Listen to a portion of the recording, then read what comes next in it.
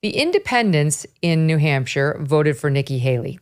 The people with a college degree voted for Nikki Haley.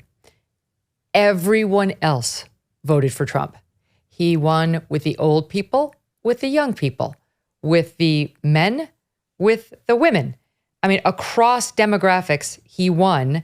Even associate's degree, he won. And he lost bachelor's degree people narrowly to Nikki Haley.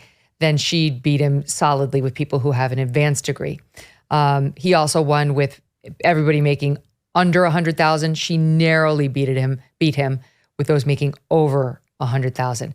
This brings me to a discussion I heard on the VDH podcast the other day, where you were talking about this Rasmussen poll looking at the elites and how they see the world. Like, there is a reason, Victor, that the people doing well financially, over $100,000 a year, the people with advanced degrees voted for Nikki Haley and probably are not going to vote for Donald Trump no matter what. The way they see the world is extremely different from the way the other people I just ticked through see the world. Absolutely. I'm speaking from, my farm in the Central Valley, and the per capita income is about $13,000.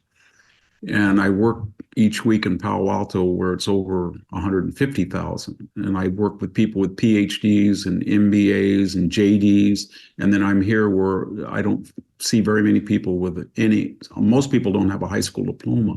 And yet they're very competent, they're very hardworking, they're very good people. Mostly they're Mexican-American citizens and so-called illegal immigrants. But it's a dichotomy. And when I go drive that 200 miles, I see what globalization did and enrich the Bay Area. And it impoverished people who were involved in muscular labor. In other words, what they did could be Xeroxed in other countries, both their labor or the whole company could be outsourced. And the people in the Bay Area, they take this example, the bicoastal elite, they woke up around 2000 and their market was no longer 300 million, it was 7 billion in law, insurance, tech, finance, banking, corporate. And they've created a level of wealth that is just unprecedented in civilization, which is okay. It enriches all of us. But the problem is that they became utopian and they came up with these crazy ideas about education, about energy, about race. And it was all predicated that the real life consequences, whether it was critical legal theory, critical race theory, the green theories, they never were subject to the consequences of their own ideology. They just experimented on the losers of globalization. And that's what Trump understood.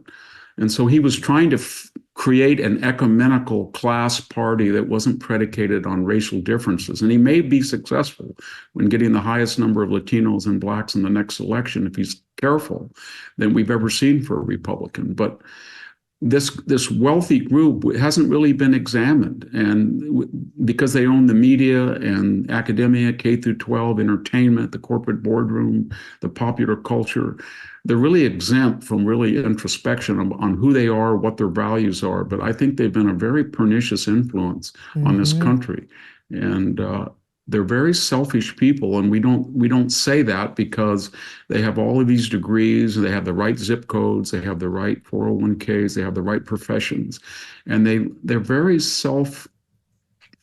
they have high self-regard for themselves. And I see them on the Stanford campus hourly, and it's just a relief to get away from them because they're very judgmental, and yet they're very proud of their generation, and they're very critical of the dead. And when you look at what they've accomplished, and I don't see San Francisco better than it was 30 years ago or 50 years ago. And I don't see the universities, Harvard, Yale, Stanford, as pillars of intellectual inquiry and freedom of thought compared to 1940 or 50. So I don't really see what they're basing their high self-regard on, given what they've done to the country. Yeah, they're in their own little bubble. Here's some of the data from I heard you discussing, and it's a very interesting Wall Street Journal article that you were taking up. It's by Kim Strassel of the Wall Street Journal. She writes it on January 18th, and it's entitled The Them versus Us Election. She's basing the piece off of polling from Scott Rasmussen's RMG research and how this subset of Americans feels about the issues. And it's fascinating. It's fascinating. Listen to this. So those with a postgraduate degree earning more than $150,000 a year and living in a high density area. These are what are considered elites for the purposes of this poll. All right. Postgraduate degree, more than 150K, living in an urban area. Among these elites, 74% say their finances are getting better compared with 20% of the rest of voters. The share is 88% among elites who are Ivy League graduates. Their finances are getting better. Yeah, it's awesome. Life under Biden. We love Bidenomics. The elite gave President Biden an 84% approval rating compared with 40% from non-elites. Again, this is not left-right. This is based on those three criteria I just listed. 84% approval rating. Large majorities have a favorable view of university professors. 89% approve of what we're seeing on college campuses with these professors. 79% love journalists and what the media is doing. This is like an alternate universe. 78% give a big thumbs up to lawyers and union leaders. And 67% even like members of Congress. I mean, it's incredible because every year you hear Congress has the approval rating of like maybe 6%, at most 13%. So this is a very tiny sliver of America, but they drive major industries. I'm going to keep going. 2/3 say they would prefer a candidate who says teachers and educational professionals, not parents, should decide what children are taught. Nearly 50% of the elites believe the U.S. provides too much individual freedom. As if that's something we get. They just give to us, and we've been given too much. 77% of these elites support strict rationing of gas, meat, and electricity to fight climate change versus 28% of everyone else who would support that. And finally, more than two-thirds of elite Ivy League graduates favor banning things like gasoline-powered cars and stoves and inessential air travel, all because they want to support the environment. These people, no wonder they're freaked out by MAGA and Trump. They have absolutely nothing in common with regular people, real regular people. They don't. I work in the San Francisco, Silicon Valley, Stanford triad, and I see them every day. They're very peculiar people because they insulate themselves from the consequences, as I said, of their ideas. So they hate teachers' unions. I mean, they love teachers' unions. They hate charter schools. They hate homeschooling. And yet their kids are not in the public schools. They hate jet travel for hoi polloi, but they love to be, tag along on private jets. And they want kilowatts up to 30, 40 cents, 40 cents for a kilowatt for heating and cooling, and yet they live in a Bay Area environment that's about 65 degrees year round, where they don't even need air conditioning. And yet, every once in a while, you see a chink in their armor, or you get a glimpse into their soul. And by that, I mean, sometimes, on rare occasions, the consequences of their ideology hit them. And we saw that with illegal immigration. They praised illegal immigration. They loved their maids. They loved their nannies. They loved their landscapers.